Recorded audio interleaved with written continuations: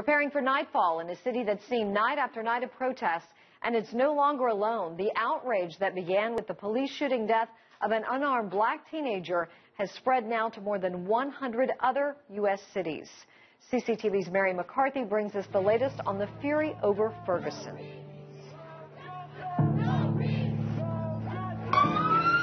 A calmer night in Ferguson Tuesday, but still not entirely peaceful. Protesters flipped over a police car, attempted to set it on fire, and broke windows at City Hall. Police used tear gas to disperse the crowd, and in the end, 44 people were arrested, and 2 FBI agents were shot during a standoff at a home near Ferguson. It's not clear if it's related to the protests. A lot of the protesters that came out for peaceful protests actually were assisting us tonight.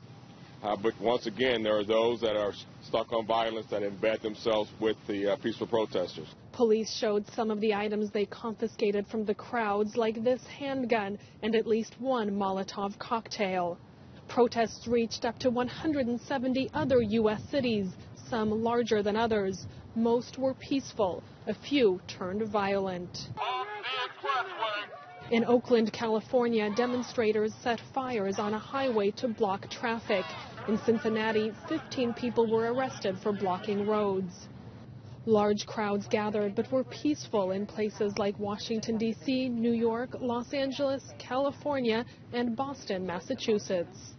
We're just going to keep fighting and pray for a better outcome.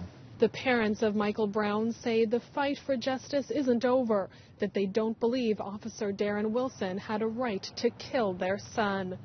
Wilson laid out his case for the first time in a television interview with the U.S. television network ABC. At that time, I gave myself another mental check. Can I shoot this guy? Legally, can I?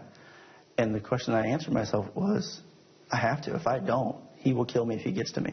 Wilson insists Brown was the one instigating violence, that Brown assaulted him. He says Brown punched him in the face repeatedly, that he feared he would pass out or die, and that shooting Brown was the only thing he could do when he began charging at him aggressively.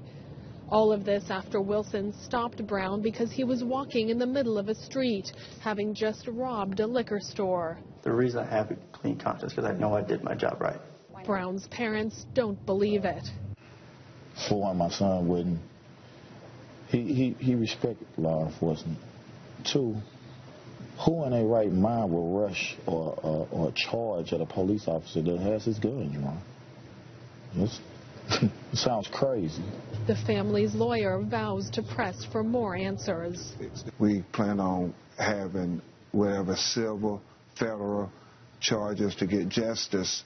And remember, what we're asking the supporters here to do is to not just make noise. Let's make a difference. It will be interesting to see to what degree protests continue in the next day or so. That's because Thursday is a national holiday here in the U.S. Mary McCarthy, CCTV, Ferguson, Missouri.